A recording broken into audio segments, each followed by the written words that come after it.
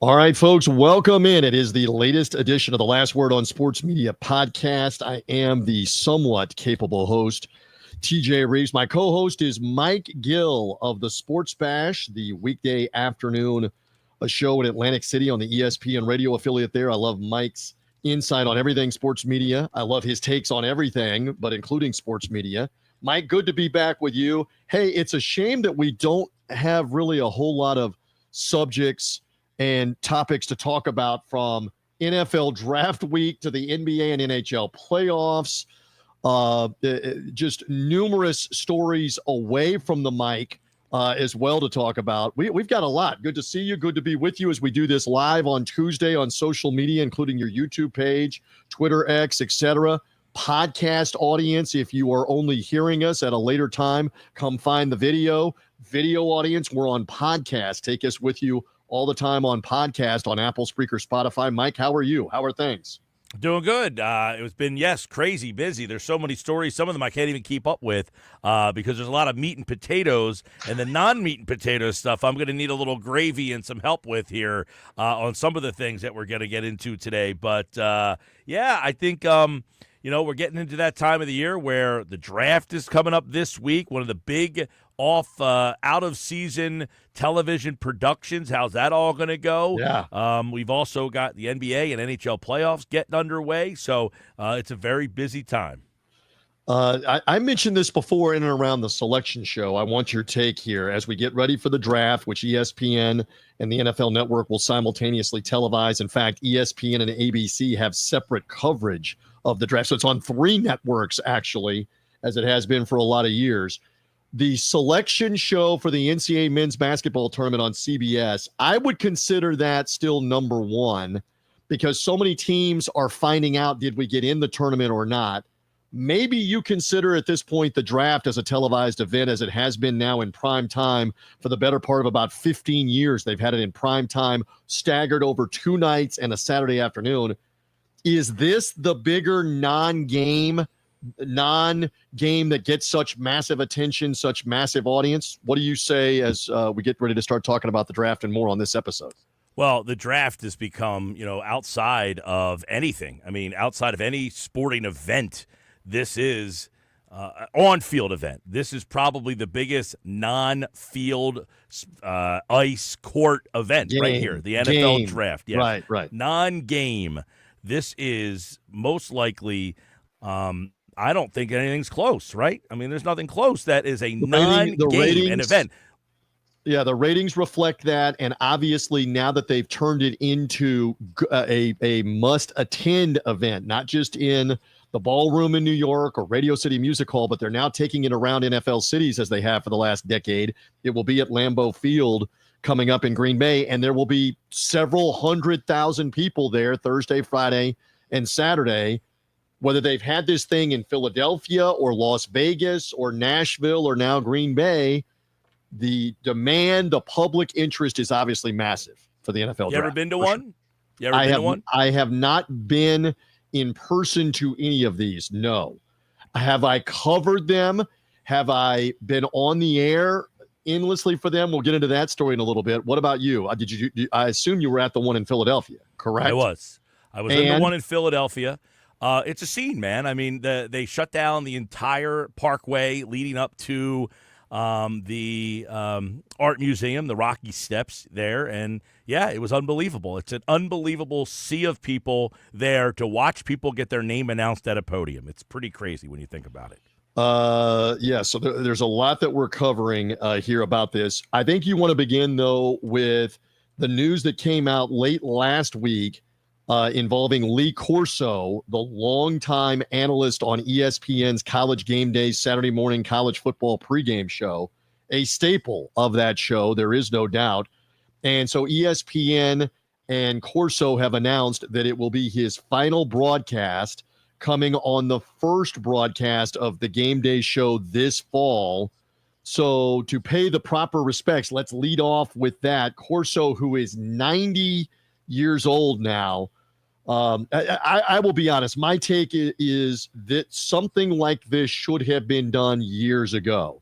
And I'll get into a couple of reasons why it hasn't been done for the last few years. But finally, they're doing the right thing for all involved. There's my quick take. Give me your take on Corso, who's been an institution on ESPN's coverage of college football, basically going back to the late 1980s, that this will be the swan song and he'll do a sign-off. Go ahead, Mike.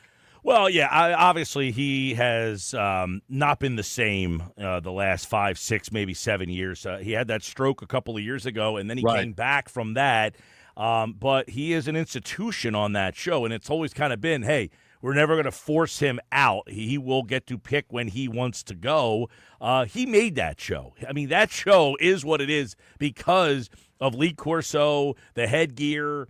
If you watch the stuff they did for him last week on ESPN, you saw kind of the evolution of the headgear, where it all started. But he made that show. I mean, I was in college in the 90s, and watching Lee Corso on a Saturday afternoon talk about your game, do the headgear, it was what we're talking about with the NFL draft. It's a scene every Saturday with him. Has he been the same? Absolutely not. You're almost at times it's almost sad to see him out there the way that he's come out there in the past. I mean, they've really kind of had him do the headgear thing, and that's about it. But there's no denying that he is when you say college football, would he be the guy in college football in terms of the media? He would definitely be the studio analyst you think of first and foremost, because ESPN has grown that show from being a studio show, obviously in Bristol, Connecticut, to now going, like we just talked about with the NFL draft, to all of these different locations across college football, the South, the Big Ten, even the Southwest or the West. And they would have tens of thousands of people coming to be part of the audience of that show, and the millions and millions watching on that show. He was the staple of that show. It's interesting. A lot of people don't remember this, but Corso was an accomplished football coach. It was so long ago that people don't remember that for a while. And they bring that up. And again, the rise of College Game Day in the 90s and into the early 2000s is largely because of Lee Corso, and now the staple with he and Kirk Herbstreit.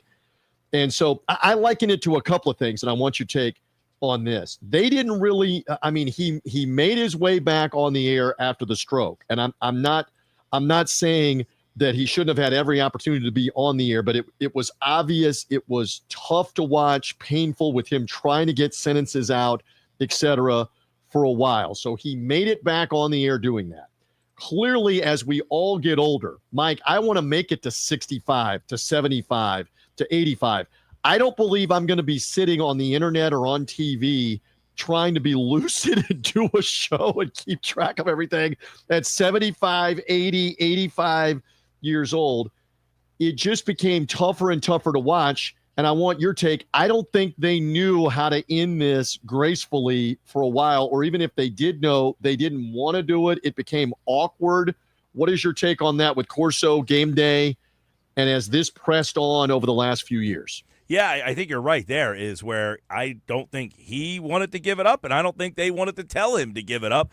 So what they did was they just kind of lessened his role on the show and made it this, you'll see him at the end, and he'll do the headgear and do the wave, and he's out there. But I think what they have done a good job of is making that still something, and then in the same breath, they have changed the dynamics of the show, where it used to be Herbstreit and Corso. Now you've got McAfee and Saban, who have kind of taken that role of that, as this show is now changed from the Herbstreit-Corso dynamic to the McAfee-Saban dynamic. And I wonder if this is the beginning of Herbstreit maybe backing out of that show a little bit more as his duties. I mean, he's doing Thursday night football. He's doing a Saturday night football game. He's got his kids. He's going all over the place. Does he say, hey, if the coach is out, now I can start to back out a little bit? And on that point, it is widely known privately that Herbstreit looks at Lee Corso as a second father for having been with him now for the better part of 25 plus years. And Kirk talks about this, about how much Corso means to him. And it is no secret that Kirk Herbstreit is having all kinds of problems and situations with mental health, etc. This is the reason why the dog, the golden retriever, the therapy dog, is with him everywhere. This is not a secret. He's talked about this Others are talking about this. And I think this was another part of the subplot of how is Herbstreit going to handle it if they come and say Lee's not going to be here anymore. What's going to happen then? But sooner or later, when you become 80, 85, 90, we've seen it with Hubie Brown and the goodbye for the NBA. Dick Vitale returned this year. Dick's 85 years old. We talked about Bill Raftery a couple of weeks ago. What is he, 81, 82 years old? We're not talking about being in your 60s, your late 60s, your 70s, much less in your 50s, still doing this. Hey, I'm almost 50, so. Yeah, well, I understand, and I'm above that. I'm closer to 70 than I am to 40. That's kind of scary to contemplate. Right about, actually, you know what? I'm right in the middle. I think I'm actually, I'm right in the middle of 70 versus 40. But we're not talking about 80 or 85. You know what I liken this to, as we do this on the Last Word on Sports Media podcast, is the Houston Astrodome. Now, you're going to look at me with a look. How is this related? Because no one in Houston wants to be responsible for who's going to tear down the Houston Astrodome. So, Mike, I don't know if you've ever been there. No. In Houston, where what is now NRG Stadium, the big, massive home of the Houston Texans, where they played the Super Bowl. They also play bowl games there, big-time college football games there. They play the Final Four there. They've had basketball in there for the men's Final Four. So the Astrodome is literally right next to it. And it's now a condemned building that they don't use for anything. That's where the Oilers and the Astros used to play, the eighth wonder of the world.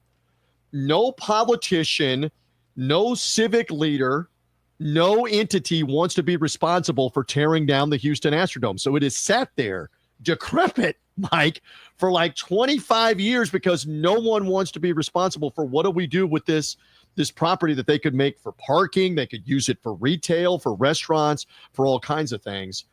So I just kind of equate this as the same kind of thing. Like nobody wanted to really step in and do it. And so now they've come with a graceful way for him to sign off on their first broadcast of the upcoming year. There's some debate as to whether the game will be a big time. There's like 3 big time games. One of them is Florida State and Alabama are due to play in Tallahassee. That seems to be a natural tie-in because that's where Lee Corso played college football, was at Florida State. And that may be the tie-in with Nick Saban and the Alabama and the whole thing. We'll see, but that's his final broadcast. Any final thought here before we move on to the NFL draft and the other subjects on Corso? And we have time to set up the whole goodbye when the college football season gets here later on in the fall.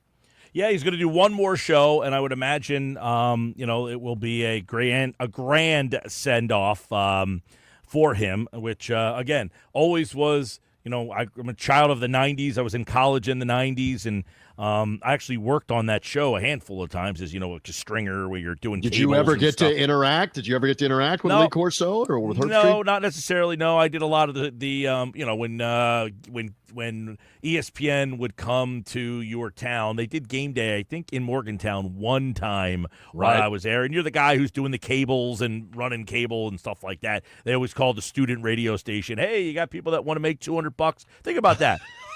They paid you $200 back in 1995 to hold cables. They can't send broadcasters TNT to a NHL playoff game, but in 1995 they could pay $200. Oh, sure. It might have been $250. They might be paying more than that now. Then again, I would hope so. They might now have roadies that they pay full time to do all of that stuff to set up, and especially now that they're setting all of that up, like on Thursday for Pat McAfee to do his show, et cetera. It's become like a 3 or 4 day setup and teardown for all of that. It's amazing. And Chris Fowler obviously was the host for so many years. We talked about Reese Davis last week. He's been the host now for about the last decade, while Fowler has been full time as the play-by-play guy for the main ESPN ABC games. So again, we spent a lot of time on this. Lee Corso definitely, they've already put him in the College Football Hall of Fame and honored him as a broadcaster, and deserves a tremendous amount of credit, just like Dick Vitale for college basketball through ESPN's coverage for the growth of college football. All right, do you want to move on? You want to move on to the NFL draft and segue to the coverage? We said at the top of this Last Word on Sports Media podcast that this is now the 46th consecutive year that ESPN will televise the NFL draft, going back to 1980. You talk about remote broadcast. The 1980 broadcast was about 8 or 9 months after ESPN had come on the air. Bob Lee was the original anchor in the studio in Bristol, Connecticut, 45 years ago. They had Howard Balzer of the Sporting News as the insider for ESPN, and they had a couple of reporters that they went to remotely for the ballroom in New York when they would do this in a smoke-filled ballroom. That's the first ever NFL draft broadcast. Chet Simmons, the head of ESPN, talked Pete Rozelle, the then commissioner of the NFL, into televising their draft selection meeting. And my Lord, what it has grown into. Yeah. So you want to go into all of this with the announcers for ESPN, ABC, and for the NFL Network, and how much coverage is now going to go on later this week, Thursday night, Friday night, and Saturday afternoon, Mike? Yeah, and I think, the one thing is I listened to Mel Kiper was on with Jimmy Traina a couple of weeks ago, and I think we talked about this last week, but I encourage people to go back and listen to that, kind of the evolution of Mel, the draft, and when he knew that it got to a point. It's gotten bigger than I think anybody could have ever imagined, number one.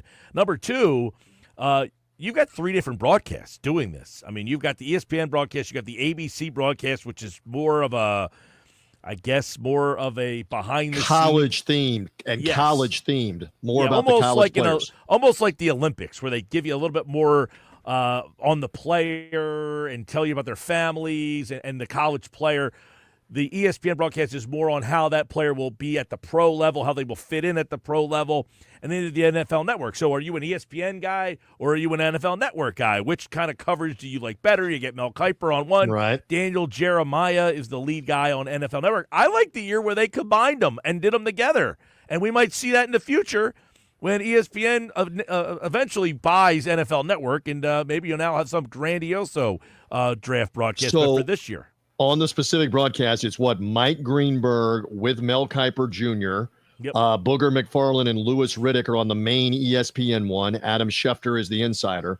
For the NFL Network, it's Rich Eisen, Daniel Jeremiah, our buddy Charles Davis of CBS and the NFL Network, and Joel Klatt of Fox Sports and the NFL Network are kind of the college breakdown guys. Ian Rappaport is the information guy. You mentioned the ABC show almost has too many people to list. It's got Reese Davis with Kirk Herbstreit, Pat McAfee, Nick Saban, I believe Saban's on it, Desmond Howard, and then there are literally like a half dozen other people that are interchangeable and involved either on the set for ABC or in the Bristol studio the same way. So you're right, 3 different networks covering this from Green Bay later this week. And I can relate a couple of different stories here coming up, but I mean, the coverage is massive. So I will tell you that in recent years, I would host the Tampa Bay Buccaneer official draft party coverage from the Buccaneer Stadium, Raymond James Stadium, where we're live on the radio. So we would always see the NFL Network. They would show the NFL Network inside of Raymond James Stadium. We would have the sound down. We'd have our audio at our end of Raymond James Stadium. So I would see Charles Davis, Joel Klatt. I had no idea, Mike, what they were saying about any of the picks as we went along. So I would be watching but not able to hear it as part of the draft coverage. But, yeah, it's amazing. Give me another thought on it's amazing how much this has grown, how much coverage, how many analysts, different reporters that are all at all the different sites of the top draft picks, the green room, if you will, with all the draft picks that are there and the coverage of them and interviewing them after they're picked, et cetera. What else, Mike, on the NFL draft? Remember the COVID year when these guys were at their houses, and I think that kind of evolved this broadcast as well. When Roger Goodell in the basement, right? He was down in his basement announcing the picks with all the technology. It was wild. You had, who was the coach? Cliff Kingsbury from his mansion in Phoenix. You get to see like the inside of their houses. That was a pretty what was cool it, Belichick moment. With the kitchen table and the German Shepherd, right? Yep. Where you were watching that, right? Yeah, and it's funny, like you get to see sometimes they'll bring you into the war rooms and, see the reaction. There was a funny moment in Philly a couple of years ago. It's funny because Milton Williams, who just signed this monster $26 million a year deal with the New England Patriots. Well, when he got drafted in the 3rd round, Howie Roseman wasn't always the most popular general manager. In fact, he was the most hated figure in Philadelphia sports. People fire Howie was what all the fans wanted. Well, there was a draft pick, Milton Williams, they made. And there was a guy who was Tom Donahue, who's an older kind of scout guy, front office guy. And there's a video of that night where everyone's high-fiving, and Donahue kind of has his arms folded. He's like, nah, I didn't like that pick. And that pick was like it was like everybody saying, look, this guy Donahue, who's very well respected, he didn't like the pick. This is when Roseman was missing year after year. He had taken Jalen Reagor over Justin Jefferson and J.J. Arcega-Whiteside, and these guys were bust. Well, Milton Williams turned out to be a pretty darn good player, but that video was one of the backing of. So you get to see all these moments, and it's an unbelievable production. And listen, the shout out to now there's mock drafts among mock drafts, and I'm a mock draft guy. It's gotten ridiculous. It's like the Tuesday after Easter mock draft, and here's a 7-round mock draft, and here's one. It's gotten out of control, but the guys who do their homework on this, it is unbelievable the amount of information that they have on these players. And for the insiders and the research and the binder, I mean, they would always talk about the binder that Mike Greenberg and Mel Kiper and Booger McFarland and Louis Riddick will now have, that has literally the binders like this, as I'm showing the video audience, visualize about a foot thick, that has something on every player. Alphabetically, you just go right to the player, and it's got the full breakdown on who it is, because once you get to the second round on night 2 and the third round, and who are these different guys at smaller schools, it becomes a challenge. And yes, ESPN, ABC, and the NFL Network are doing this on Friday night as well for the second and the third round, and then on Saturday afternoon to know who these players are. So it is an amazing undertaking to televise all of it. We know there are givens. I mean, you're selling hope and you're selling optimism. That's why there's so much interest in this, because everybody's undefeated right now, Mike. No matter how bad your season is, no matter how long your playoff drought is, this is going to be the year we turn it around, and this is the big moment where we get that college star or 2 or 3 that are going to help us this year do it. And so you see all these war rooms, it's a given. They all clap and applaud and hug each other and high five. You rarely see what you described, where somebody's pissed. What are we doing? Why did we take that guy? You don't see that. You see the draft picks all thrilled, when a lot of them, probably some of them, are going, I know nothing about where I'm going, and I've heard they're terrible and the coach is terrible, but I got to act like I care because I'm in the NFL. This is my dream. I'm getting paid.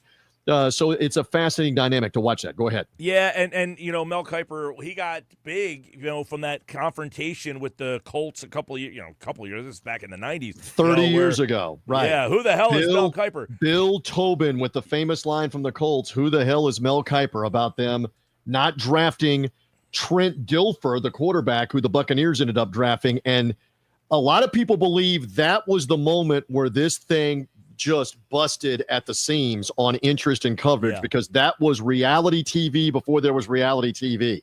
What I will say is you don't see that anymore. You don't see that type of criticism of this was a mistake, because they're trying to protect the player, to be like, hey, you're getting drafted. I don't want to rip the kid because I want him to enjoy his draft night. But those moments then were really what put the thing on the map. Kiper was more ripping the Colts that they didn't understand what they were doing, and that's what led to the back and forth. And to your point, you don't see much of that anymore. Like, the TV partners play nice with all the teams. I mean, like, we're on the 26th anniversary of the 1999 draft, when Mike Ditka of the Saints is standing there, Mike Gill, in a Hawaiian shirt with a cigar, bragging about how they traded their whole draft that day to move up in the first round and pick Ricky Williams, the running back, the Heisman Trophy winner from Texas. And he didn't really, and this is only like 3 years or so after the whole Bill Tobin, Mel Kiper thing, he didn't really get clobbered. They didn't really clobber him on the air. That's kind of gone away. That you don't see that much anymore, where everybody kind of plays nice with the TV networks and the teams, and you're not, on Thursday in particular, on the opening night with the first round picks, not going to hear somebody take off on, this is why the Cleveland Browns suck every year with what they just did here yet again with this stupid pick. This is why Jacksonville's never going to be any good, or why the Raiders can never seemingly figure it out on a consistent basis. I'm just giving examples of teams that have perennially had problems, struggled, etc. The Jets are another team that can't seem to get out of their way. You're not going to see as much fight back, let's say, from the analysts about the teams, and as much criticism on that.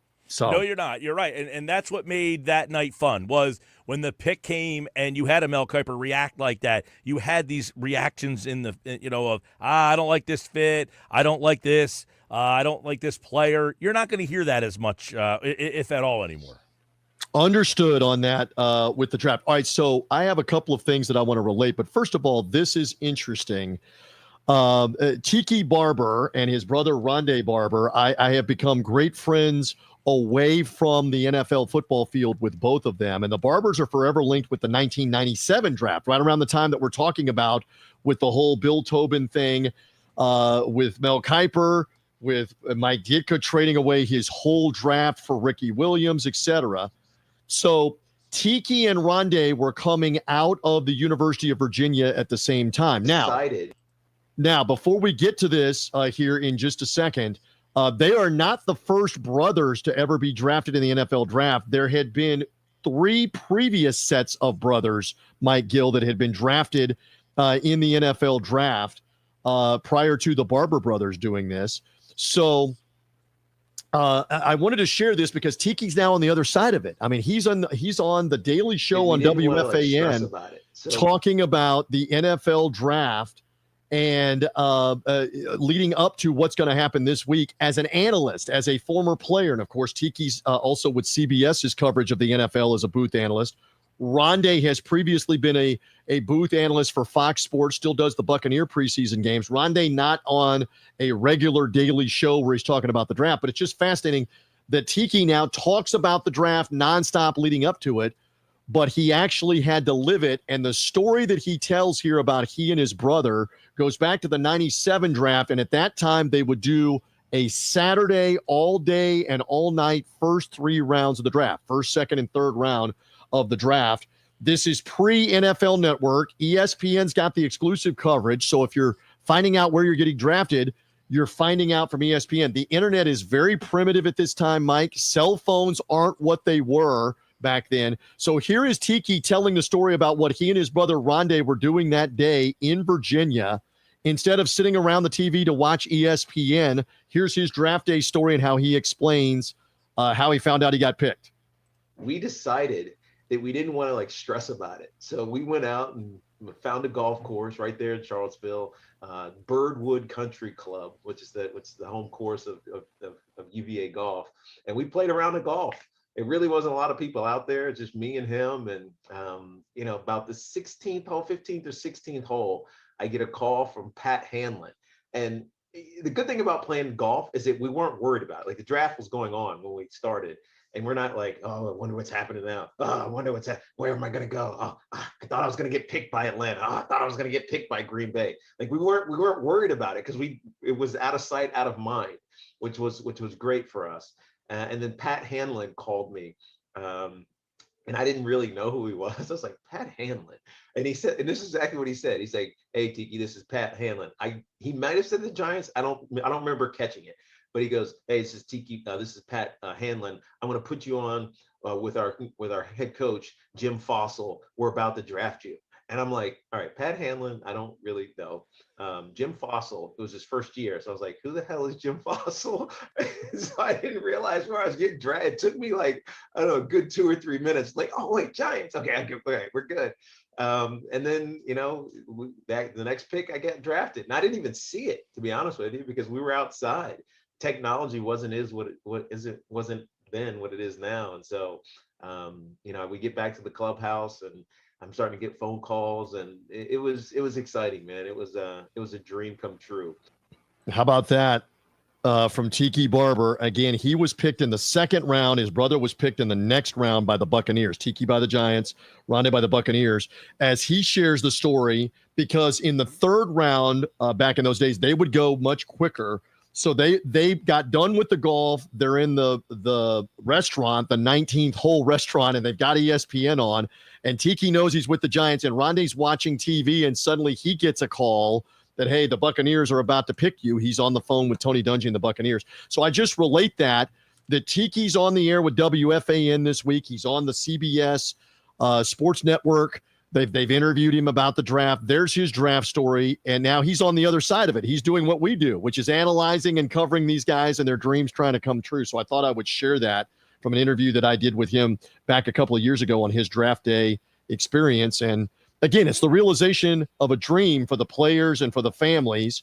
For the NFL teams, they're hoping that these guys that they're picking, especially in the first, second, third round up high, are going to help you become a playoff and Super Bowl contender. Again, Mike, there's hope every year. Hope springs eternal in spring for the NFL and for these teams that are all undefeated right now. They haven't screwed anything up. They haven't lost any games. Any final thought on the draft coverage before we move on? Anything else here? I love the draft, though. Looking forward to it. Are you an ESPN night guy on draft night? I will probably go back and forth. Now that I'm not working and doing it, I will probably go back and forth to both. I'll probably be on the NFL Network a little more. I enjoy Charles Davis so much, and Joel Klatt's obviously on it. But I understand ESPN is the Goliath. And again, they've televised this thing for 45 years. And by the way, the word is they're going to re-up on a multi-year deal to keep being able to televise it on ESPN and ABC. And why not? With that, as you mentioned, ESPN may end up buying the NFL Network, NFL media anyway,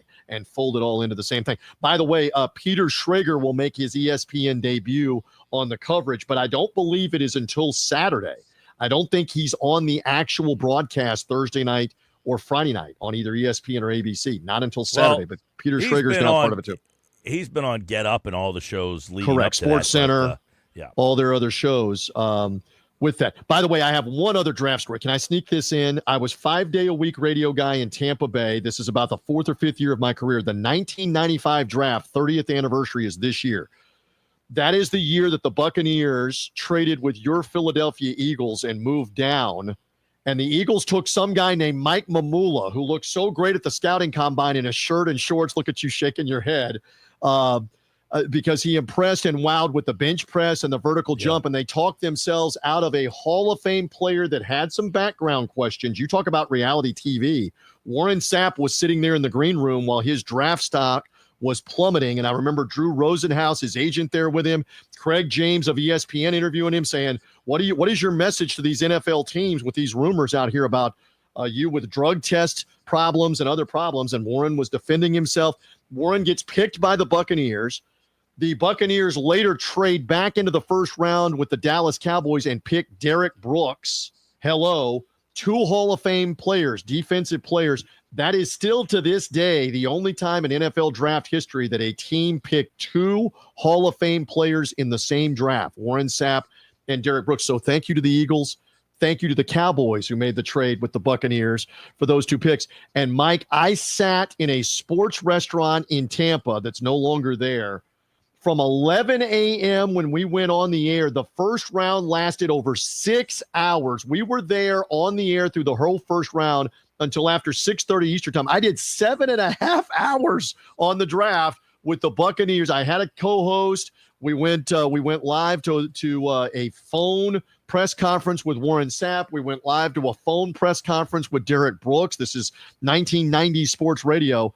But I did a 7.5-hour draft broadcast, my friend, for the NFL draft 30 years ago when the Bucs got Warren Sapp and Derek Brooks. That's a crazy long day on that Saturday. Yeah, and you mentioned Mike Mamula. That's another thing with these draft things where he is the poster child in this market for the workout warrior, and why Eagle fans don't want to draft that style of player who just comes out of nowhere and becomes the workout warrior. All right, shall we move on? We talked a ton about the draft. Why don't we talk about the NBA and NHL playoffs, which have gotten underway? Blowouts really on the first 2 days, Saturday and Sunday, one-sided games over and over again, but the ratings actually were better. They were improved. Now, the play-in games, we were wondering last week when we did the Last Word on Sports Media podcast, would the play-in games as standalone have some audience? They dropped significantly last Tuesday night and Wednesday night, lost about 40 to 50% of the audience. Now, the games this weekend have picked up. The Lakers Timberwolves game, even though it was a decisive win by the T-Wolves in the opening game, that had over 5 million people watching Saturday night, so the audience was up. And the Easter Sunday audience was over 6 million people for Orlando and Boston. Boston wiping out Orlando in game 1. That is the highest Sunday opening weekend audience going back to 2002, with the caveat, again, they're now measuring out of home with an out of home people meter, but the 6.5+ million was really good for that Orlando-Boston opening game with the Celtics being the defending champs. So the audience has picked up a little bit. What are your thoughts on the NBA playoffs as they've gotten underway and the coverage of them and the ratings, et cetera, Mike? Yeah, we actually just got the TNT ratings. They literally are just coming down as we're having this conversation right now. So, yeah, I mean, listen, the team in my market, the Sixers, were never relevant all season long. So it was really hard for me to kind of, and I'm a basketball guy, to get into this season. The Sixers were just bad from the jump. And you heard all the numbers were dropping, the style of play, too many three-pointers. But you're seeing here, this is the TNT. Most watched opening day of the playoffs since 2017. This is Heat and Cavs, Warriors and Rockets. Almost 4.5 million viewers for that Rockets game, 4 million average on the Heat and Cavs. So they are obviously drawing. We'll see if they can get the right matchups here. You don't want to Cleveland's going to be interesting. No LeBron, Cleveland, obviously. Right. If a Cleveland team makes a deep run, will they draw an audience? We'll see there. You got some, the Lakers are down right now to Minnesota. They play tonight. If Minnesota wins that and knocks the Lakers out, that's Minnesota, trouble. do they draw? Can the No. can the Rockets draw if Golden No. State gets knocked out? No. And so it's interesting. That was the lead-in for a different network. That was the Celtics Magic, had the 6.5 million. That's still strong on cable, on Turner. For the Cavaliers, as you mentioned, who do a lot of people know about Donovan Mitchell and Darius Garland? I sort of know about them. They have the best record in the East. And then we all know about Golden State, and Golden State defeating the Houston Rockets there for that game on Sunday night. That had over 4.5 million. So, yes, Golden State and the Lakers and probably the New York Knicks are the one. Boston, yes, but the New York Knicks for the New York market. That's what the NBA would love to have go longer into the playoffs to help with the television audience. And remember, on the west side, Oklahoma City is your 1 seed. Yep. Not a team that people probably know much about. If Minnesota wins, a team that people don't know much about. Houston wins, that's a team that you don't know much about. And Cleveland, frankly, Cleveland. They don't. How many people across the sports landscape that aren't hardcore NBA fans can name Cleveland's coach, can name Cleveland's players? This is, as you mentioned, not LeBron James in the 2010s. You mentioned the Knicks. They lost at home last night to Detroit. I don't know how many people know too many guys on the Detroit Pistons. They haven't been in the playoffs in about 7 years, and now they go into the Garden and win. And I said they're going to win that series. I think they will win that series. The Knicks were a team that last year went to the Eastern Conference Finals, then made all these trades. And I said when they made these trades, they made the team worse. And they might get knocked out in the first round this year to a team that nobody knows much about. But and again, if the Pistons win, that would be another shot. The Knicks are slated to play the Celtics potentially in the second round if they can both get there. And the Knicks already have now lost a game to the Pistons. So the NBA playoffs are underway. I wanted to shout out something that happened in that Cavalier game with the Miami Heat on Sunday night. We've been right where Dennis Scott was, Mike Gill, where something technically starts to go wrong. I know you were having an issue with the Tiki Barber interview a little while ago. You covered it well here as we do this live on the video show. But did you see this that happened on Sunday night with TNT's broadcast with Spiro Ditas and Candace Parker on the play-by-play and analyst call? Dennis Scott, the former Orlando Magic shooting guard, is the third person, the sideline person giving them reports. They come back from a commercial break. Dennis Scott gives his sideline report, and then suddenly there's an audio catastrophe where they cannot go back to the broadcast table where Spiro Ditas and Candace Parker are for any audio. The video is still on. The sound effects are still on of the sneakers, the ball bouncing, the crowd. Dennis Scott can still talk on his microphone. So Dennis Scott had to start doing impromptu play-by-play, Mike Gill, and I believe we have this courtesy of Awful Announcing recapturing Turner's broadcast. This is Dennis Scott doing his sideline report, and then we'll play a little bit of him just having a cover because they're telling him in his ear on Turner, okay, you've got to call the game here for a minute. We can't get the audio and the equipment technology to work for the play-by-play and the analyst to be heard. So this is from Turner's call on Thursday night, Warner Brothers Discovery and Turner's call, with Dennis Scott having to do a great job of fill-in play-by-play. Cavalier fans, if Welcome back to the playoffs here on TNT. As the Cavs are up 14-5. So many narratives about our NBA of are you ready to graduate? Well, the Cavs have done everything. They went out and got DeAndre Hunter at the trade deadline. They asked the question, could Garland and Mitchell play together? They answered that question. So now, for our viewers, are the Cavaliers ready to graduate? Are they ready to go to the next level? And so far this season, they have done all the right things. Donovan Mitchell is doing less is more. The Twin Towers, they're protecting the paint. And offensively, the ball is moving at a high level. So I say it again, is this team ready to graduate and go to the next level? And now he's expecting the play-by-play people to be there. Technical difficulty. Bear with us as Andrew Wiggins has the ball right now on the wing. Passes to Ware. Back to Wiggins for the three. Money ball. All right, Donovan Mitchell comes down the right wing. So that went on for about 2 more minutes, actually. My God, the screaming that must have been going on in the live truck at the arena there in downtown Cleveland, the screaming going on at the command center back at Atlanta headquarters of Turner, trying to get the audio fixed. Dennis Scott did a great job, I thought. Mike, what's your thought? Where he realizes, okay, they're telling me I have to call the game now. And he's sitting over on a seat behind the bench, one of the benches, having to look at his monitor, look at the game, and suddenly become play-by-play guy, Mike Gill. You know, and then you hear not anything against Dennis Scott, but you hear that it's not an easy job. That's correct. You hear why they have those play-by-play guys, but yeah, I mean, listen, you could tell he was trying to extend his sideline report. It sounded like he was kind of like, are these guys ready back there? Okay, I'm going to send it back. I don't know if you're ready, because he was just kind of at the end there, didn't seem very sure of himself. And because he was, well, and we know enough about this with the business. He was waiting for Spiro Ditas to jump in and say, okay, Dennis, thank you. And that never came.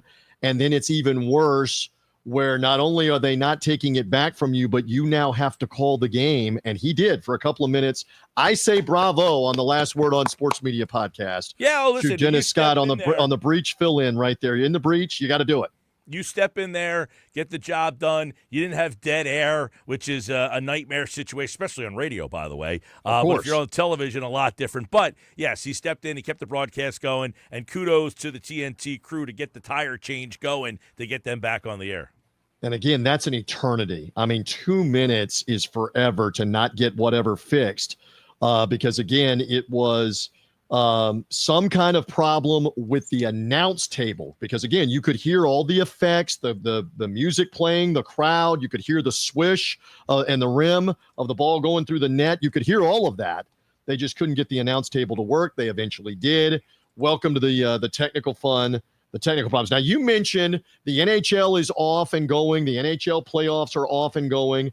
And ESPN and Turner are televising that here. Obviously, Sportsnet in Canada is televising. They have different broadcasts all over North America of the Stanley Cup playoffs. You got numerous Canadian teams that are involved. In fact, Toronto and Ottawa are playing each other as part of the playoffs. And you brought up the remote broadcast. I mean, this is the biggest fear of a remote broadcast. What happens if we lose the TV picture, Mike Gill, and we can't see the game? We now can't. You talk about radio on TV. You can't call the game. Yeah, listen, at this point. This is an utter embarrassment. TNT, Warner Brothers should be embarrassed. It's a remote broadcast from a studio for a playoff game. A playoff game. I mean, seriously, if you told me the whole NHL season you did it from a studio, I don't think anybody's paying attention. You are at the top now at the playoffs here. You got 2 guys calling a game from Atlanta in a studio for a hockey for God's sakes. Hockey. You know how hard it is to call hockey off a remote broadcast here? Listen, I've done remote broadcasts. They are not easy. No. People, these executives and these guys act like because the technology's there that they could do it to save a couple of bucks. The play-by-players don't want to do it. The analysts don't want to do it. We get it. It saves you a couple bucks. But it is very difficult to call these things off of, and it makes the play-by-player and the analysts look bad. Especially in a professional sports league in their postseason. Playoff game. In a playoff game, I'm with you. And this is an unintended consequence of letting these networks, letting ESPN in particular, which is still guilty of doing a lot of college football and a lot of college basketball at the lower level, out of homes, out of studios. Listen, they're not there. If you're telling me a MAC game on Tuesday night is remote, fine. Right. You got an NHL playoff. You told me the whole regular season, fine. No one's watching. 700,000 people watching those games. And you might say playoffs, same thing. Well, you can't have a playoff game in a major sport broadcasting from a Here's studio. another part. Where's the NHL on this, and why are they allowing it? Because they actually allowed this to go on last year, I believe, and they previously allowed NBC in their deal to not even have their own announcers. NBC was utilizing like Sportsnet or what was the other Canadian broadcaster, the CBC. They would use their feed on like NBC Sports Network because they didn't have their own announcers, their own production. They weren't paying for it. And the NHL was allowing this to go on. Gary Bettman and the NHL obviously have signed off on the broadcasters paid us what they paid us. And so now if they want to do a remote broadcast, we're going to allow it. I don't know how have they not stepped in to say, this is our biggest event, the Stanley Cup playoffs. The announcers have got to be there. Yeah, listen, when you have people who are watching these games and they can notice it, that's a bad sign for you. Right, when they're messaging, hey, I can tell when something goes wrong and the broadcasters aren't there, they don't know what's going on. You're out to dry. And listen, I've called games from my back porch, and it's convenient to not have to drive somewhere and do stuff. But there are times where, I can't see who the foul's called on. Of course. You're at the mercy of the cameraman. Now, those professional cameramen, you would think that they know, okay, I got to zone in because if you don't zone in on the official, I don't know what the penalty call is. Here's the other thing. Hockey is, and then we'll move on.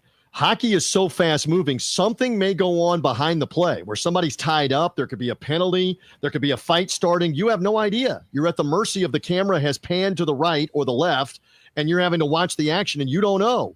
You don't know what happened until suddenly the camera cuts back. The director of the feed cuts back and shows another camera shot of what's going on, and then it's the dead giveaway. The announcers aren't there on a sport that moves up and down, back and forth as fast as hockey does, more so than basketball, more so than baseball, because here's another dirty little secret. Like Fox has already started doing this. They will show an FS1 Major League Baseball broadcast, and they were doing it last year with Kenny Albert and Tom Verducci sitting in a studio in New York, calling it off of TV, and they're a half a beat behind everything that's happening. But my point is, baseball moves a little slower. It's more stationary. It's easier to get away with remotely on TV than hockey being constant back and forth. I'm with you. Those announcers, they should be there for the NHL. Can I give you another gripe besides that? Did you have any other follow-up on that gripe? I got another gripe. I would say I've called hockey before. I'll never do it again because I know my limitations. I've done hockey, and I just can't do it. It's hard. The speed of the game is very hard. And listen, it's a game where the names are really difficult, and the speed and the names, and it's just not a sport I have enough background in to feel comfortable enough to call at that high of a level.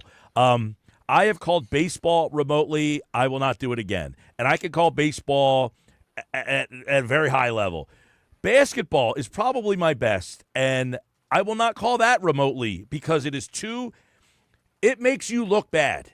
I am so lost on who's the foul on, how many fouls is there, how many timeouts do they have left, how much time's left in the game. All of that. I don't know if it's a 30-second timeout or a full timeout. Now, at the professional level, you've got higher quality people that should help you with that. But that's right. It is very difficult. Yes, can I call a game from my television at home? Sure, I can see the action in front of me, and I can call it. It is the integral little details that you do not have. Of course, right because you're not there. You can't see the coach going and chewing out a player. You can't see, okay, they're about to substitute two new guys in because the camera's panned to the left for the basketball, and we're watching the play for basketball. We don't know that somebody's about to come in the game or not, because you're at the mercy of that and you're not there. Hey, just one more quick little thing on the scheduling of all this, because the NBA and the NHL love to spread these games out and take forever, 2 days in between game one and game two. From a competitive balance standpoint, what is the NHL doing when they have a couple of Eastern Conference series that have already played 2 games, Saturday, Sunday, Monday, And for my Tampa Bay Lightning and the Florida Panthers, they got to rest for like 4 extra days before they played for the TV schedule. If I'm like the Devils and the Hurricanes, if I'm the other teams in the East, where's the balance? Where's the fairness in why did they not play a game at least on Monday night? Why did you not figure this out better Sunday night or Monday night?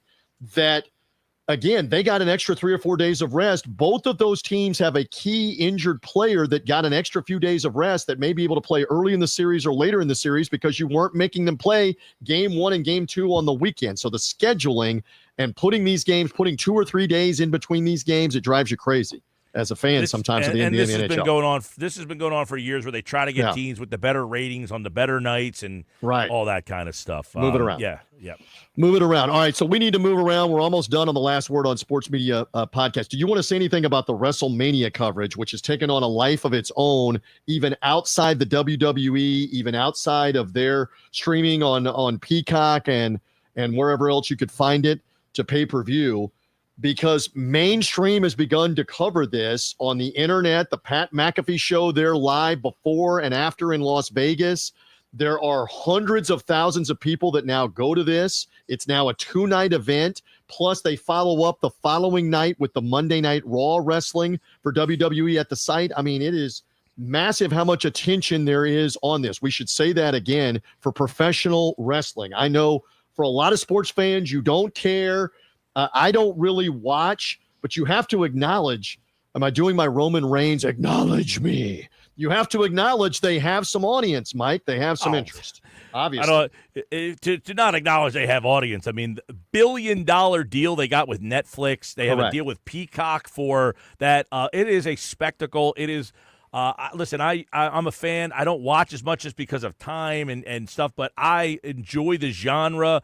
I get the genre. The people who say, it's scripted. Yes, so is every other television show that I watch. Especially reality shows. Yes, I have no problem knowing the outcome or that they know the outcome. It's all the psychology. But to me, it is more the pomp and circumstance, the entrances. It's like Lee Corso.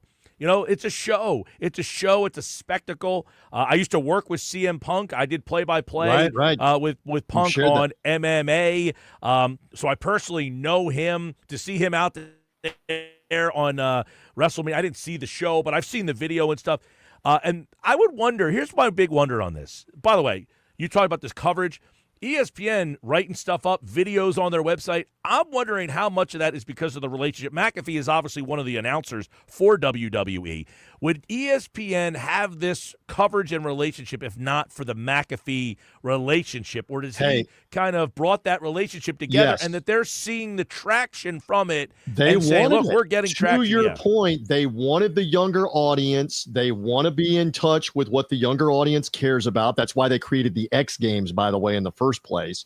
But the wrestling part of it is, by the way, real quick, as we're having this conversation, I turned around and The Rock is currently on ESPN television. I mean, you have the biggest star in Hollywood, and he is on with Pat McAfee right now recapping WrestleMania. Las Vegas, right? Recapping WrestleMania. And this is what they have brought him in to bring in the younger, different audience.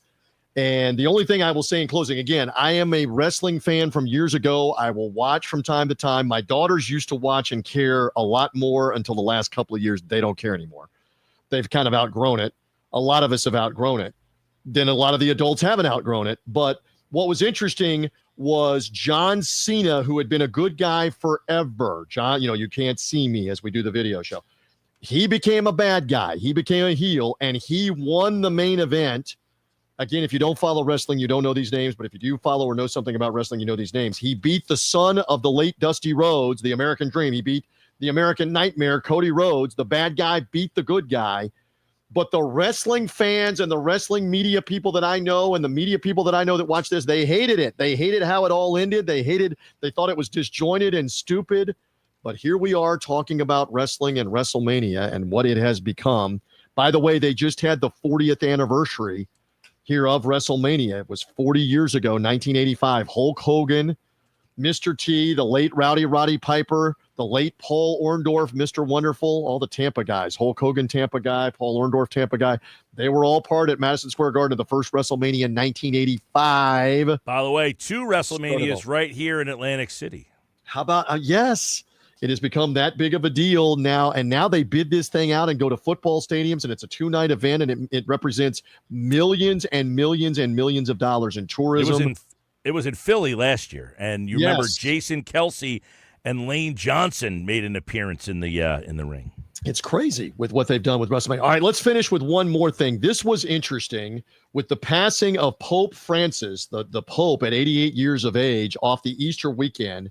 I mean, how wild is it that it's Easter Sunday? He does the Mass at the Vatican in Rome. He's been sick for the last couple of months. He's 88 years old.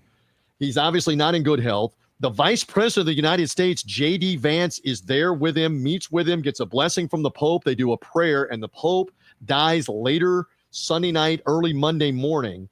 This was interesting, and I am friends and colleagues with both of the people that are there. Shannon Spake of Fox Sports and the NASCAR coverage, and Shannon's significant other is Lee Goldberg, who I've known for 30 years.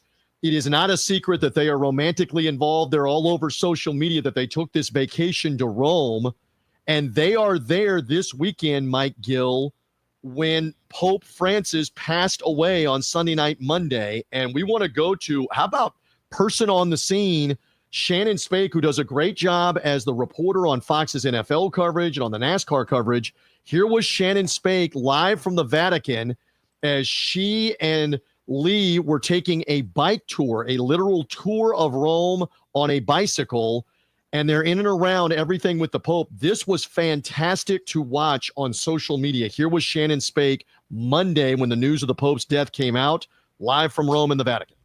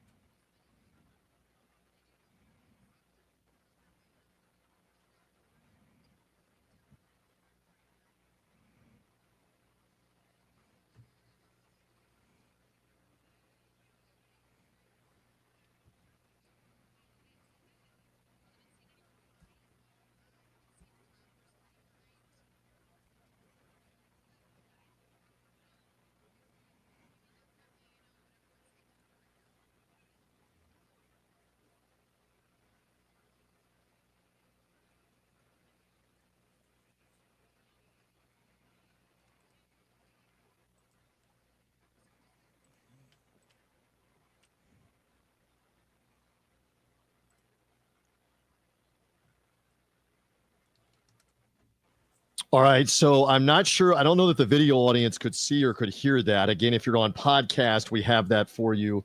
But she was right there again at the Vatican with the death of Pope Francis. You never know. And in an instantaneous social media world now, you can become your own on-scene reporter, as she was on a bike with a helmet. So Shannon does a great job as a reporter. We've seen this a handful of times, in golf, where the whole incident a couple of years ago with who was the ESPN reporter that just happened to be there? Jeff Darlington was Jeff right Darlington, there last year at the PGA Championship. We're coming up on the 1 year anniversary. He was right there at the entrance of the golf club with the Scotty Scheffler stuff. I was in Rome 2 years ago when there was now I don't know anything about soccer, but there was a major signing for one of the teams over there. And it was like the 4th of July with like explosives going off of people celebrating this signing. Now, if I knew anything about soccer, I should have gone live and told the people what was going on over there. That could have been my moment. Yeah. to be the on-scene reporter. So interesting with that. So again, we've covered a lot here, from Lee Corso to the NFL draft coverage for later this week, the NBA playoffs. We even threw in a little wrestling, a little on-scene reporting, heard from Tiki Barber about being drafted. Anything else in closing, or is it a full show for the Last Word on Sports Media podcast? Are we good? Yeah, I mean, we got the draft. We'll certainly watch that Thursday, Friday, Saturday, and then all the playoffs this weekend. You got so much going on. UFL, by the way, I don't know if you're watching any UFL. My buddy's a coach for one of the teams. You probably know Anthony Beck. Anthony Beck, yes, our buddy, yes. Yep. For the St. Louis Battlehawks. The St. Louis Battlehawks team. The ratings were up this week, over 1 million for one of the games. I hope the league catches on. I like having a game on my couch on a Saturday afternoon, but yeah, we'll see. They don't have any attendance. They got to have some kind of TV number. They're a developmental funnel to the pro football ranks. So let's see if it hangs in for those that are still hanging on to spring football. Other than that, I think we're good. Settle in for the 87 or 903 hours of NFL draft coverage, the playoffs that are ongoing. Mike, have a good rest of your week. We'll catch you as well on the Sports Bash, the afternoon show in Atlantic City on the ESPN station there in Atlantic City, 2 to 6 p.m. weekdays. For Mike, I'm TJ. Thank you for being with us on the Last Word on Sports Media podcast.